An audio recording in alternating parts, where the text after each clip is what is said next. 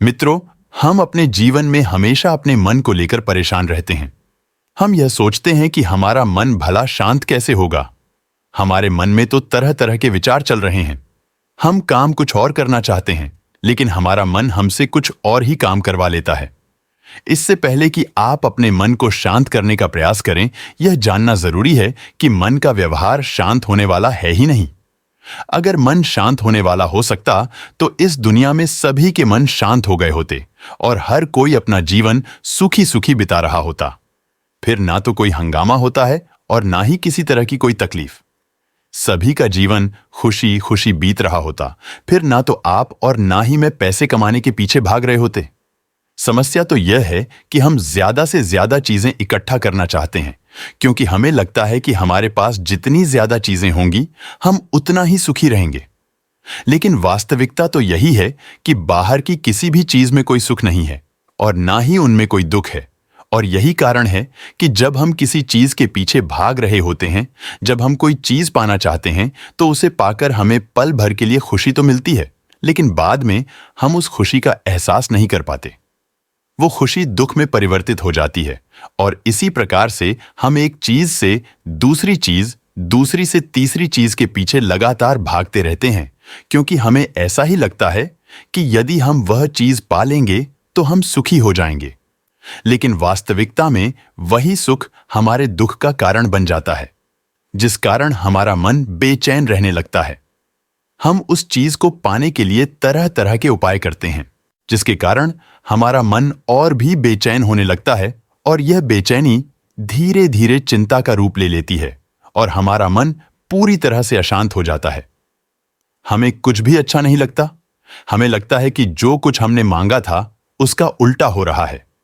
सब कुछ हमारे विपरीत जा रहा है और फिर हम अपने मन को शांत करने के लिए ध्यान करना शुरू करते हैं, क्योंकि एक ध्यान ही वह मार्ग है जो हमें ज्ञान की ओर ले जाता है। वह हमें यह बताता है कि बाहर किसी भी चीज में कोई सुख नहीं है और ना ही दुख है। दुख और सुख तो हमारे मन का भ्रम है। यह हमारे मन की एक उपज है, जिसके लालच में हमारा मन हमें यहां वहां भगाता रहता है।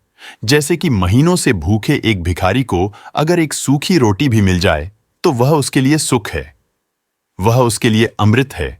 और ठीक उसी के विपरीत यदि किसी धनवान के घर पर 56 प्रकार के भोग भी बन जाए, तब भी वह उसे खाकर तो दुखी ही रहेगा। यह तो उनकी मन स्थिति पर निर्भर करता है। इसे और अच्छे से समझने के लिए आज की जो कहानी मैं आपको सुनाने जा रहा हूं, इस कहानी के माध्यम से आप यह समझ पाएंगे कि हमारे मन की स्थिति क्या है और हम इसे कैसे नियंत्रित कर सकते हैं। तो चलिए बिना किसी देरी की कहानी शुरू करते हैं। एक समय की बात है। एक गांव में एक युवक रहता था जिसका मन बहुत ही अशांत रहता था। वह हमेशा तनाव में रहता। वो अपने मन को शांत करना चाहता था, लेकिन उसे कोई भी उपाय नजर नहीं आ रहे थे। उसके जीवन में कई प्रकार के दुख थे, जिनके कारण वह हमेशा तकलीफ में रहता, तनाव में रहता। एक दिन उसे पता चला कि उसके गांव में एक बौद्ध भिक्षु आए हुए हैं, जो सभी को दुख और सुख पर उपदेश दे रहे हैं। वह युवक तुरंत ही घर से निकला और उनके आश्रम जा पहुंचा। वहां पर पहुंचने के बाद उस युवक ने देखा कि वह बौद्ध भिक्षु सभी गांव वालों को उपदेश दे रहे थे। बौद्ध भिक्षु कह रहे थे कि सभी के जीवन में कोई ना कोई सुख और दुख तो आता ही रहता है, जिस कारण हमारा मन बहुत अशांत रहता है और एक अशांत मन इस दुनिया का कोई भी सुख नहीं ले सकता। फिर चाहे उसे पूरी दुनिया की धन दौलत ही क्यों ना मिल जाए, वह उसे पाकर भी दुखी ही रहेगा। परंतु जिस व्यक्ति का मन शांत है, उसके पास चाहे कुछ भी हो या ना हो, वह हर छोटे पल का आनंद ले सकता है।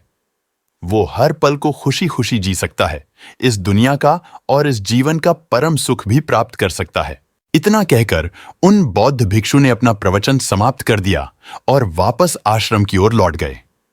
युवक भी उनके पीछे पीछे आश्रम पहुंच गया और इस युवक ने उन बौद्ध भिक्षु से कहा, हे गुरुवर, अभी कुछ देर पहले आप उपदेश दे रहे थे कि एक शांत मन हर पल का आनंद ले पाता है, हर पल को सूखी सूखी जी पाता है।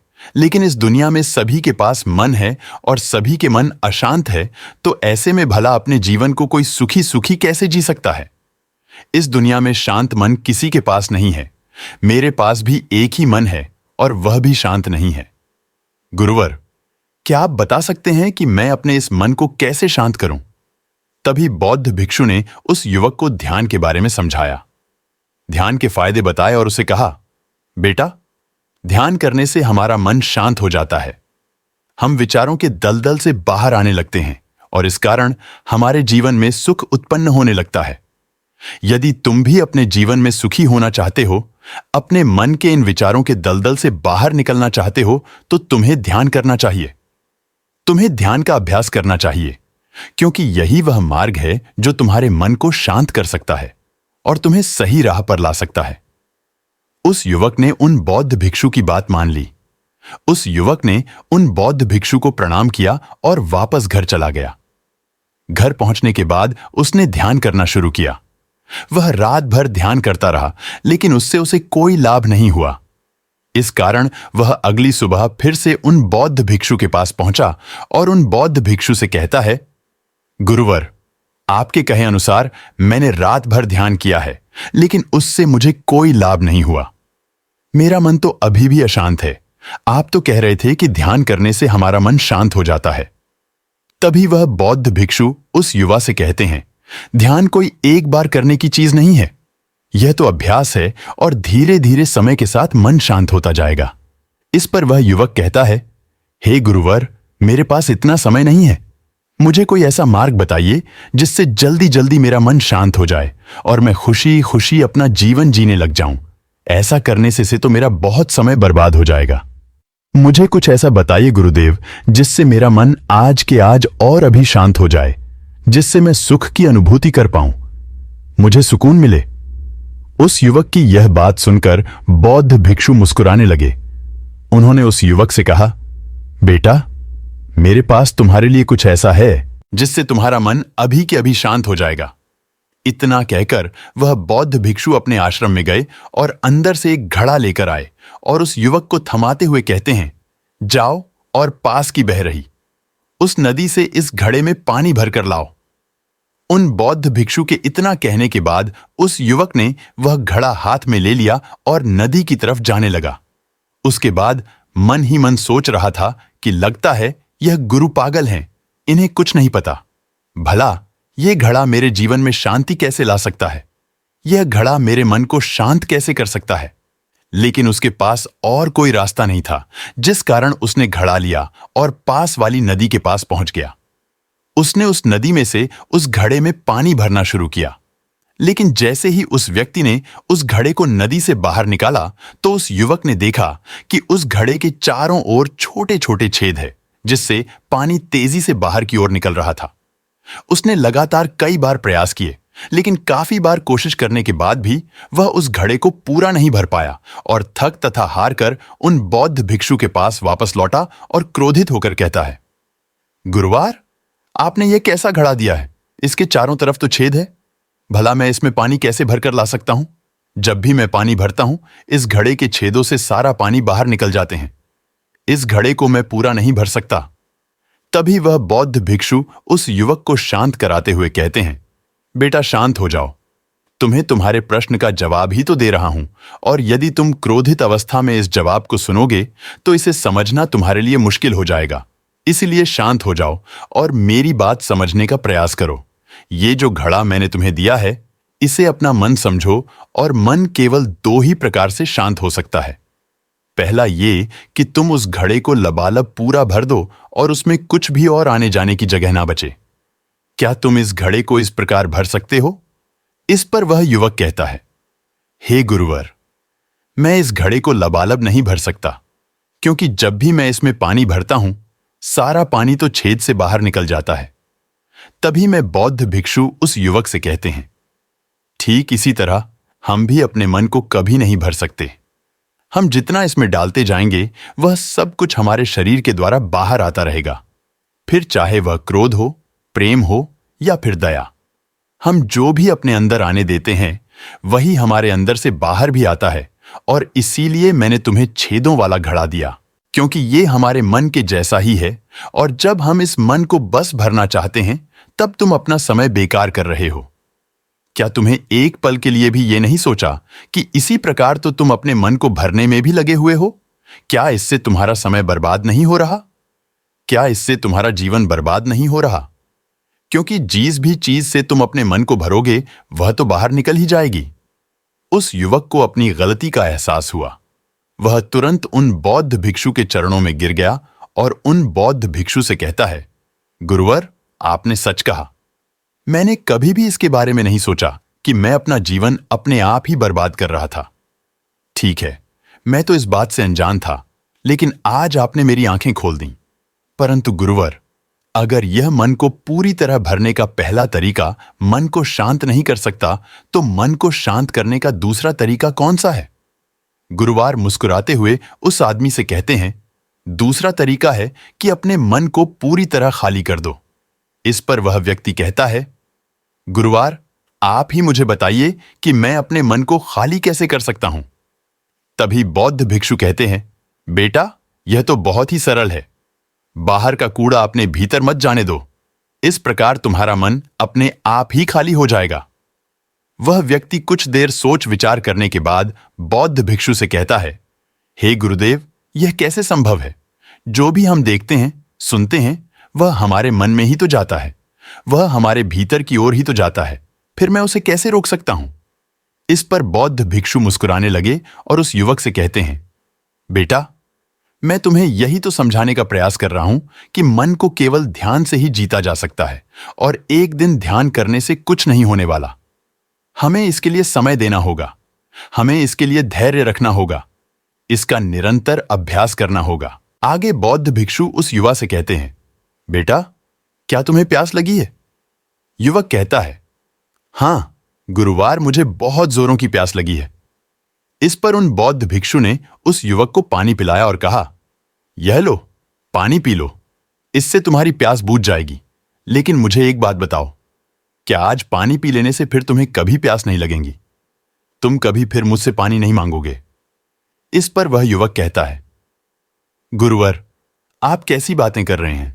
पानी तो हमारे जीवन का एक हिस्सा है, इसके बिना तो हम मर जाए। और आप कह रहे हैं कि आज पानी पी लो और उसके बाद में कभी पानी न पियूं।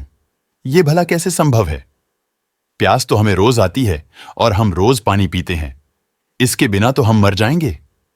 तभी बौद्ध भिक्षु मुस्कुराते हुए उस युवक से कहते हैं, ठीक इसी प्रकार एक दिन के ध्यान से हमारा मन शांत नहीं हो सकता। उसे भी रोज भूख लगती है और उसे रोज रोज हमें आहार भी देना पड़ता है।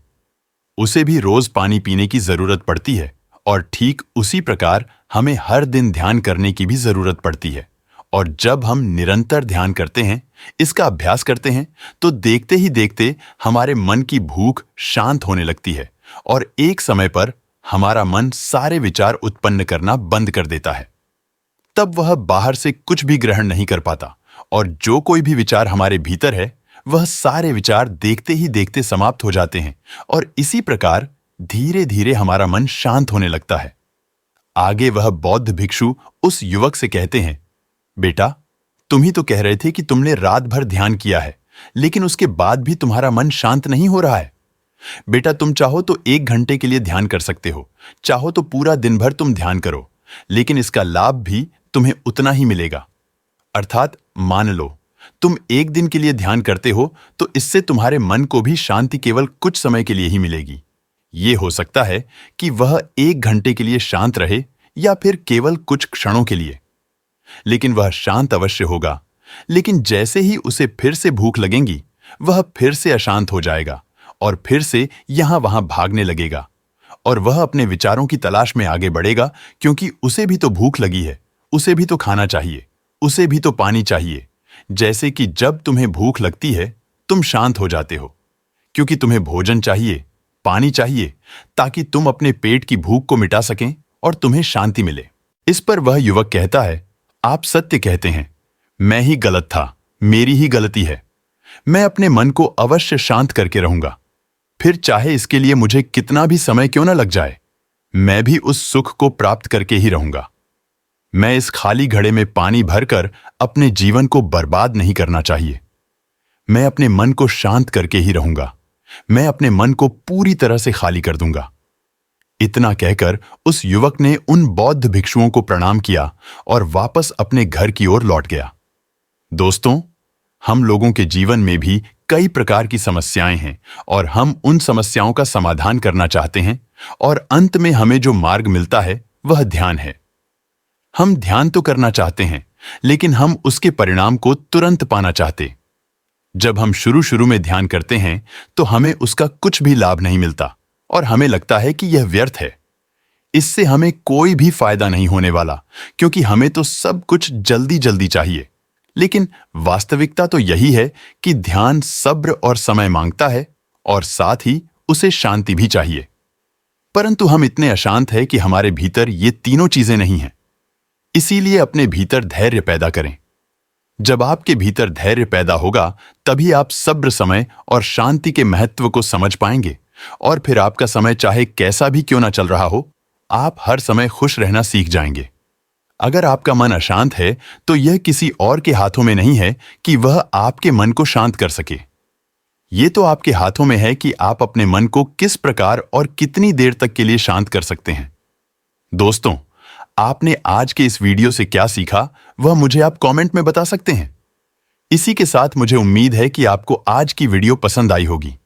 तो इस वीडियो को उस इंसान को शेयर करें और उसी के ठीक बाद चैनल को सब्सक्राइब करें। तो चलिए फिर मिलते हैं ऐसी एक और नई वीडियो। तब तक के लिए अपना ख्याल रखें। धन्यवाद और नमो बुद्धाय।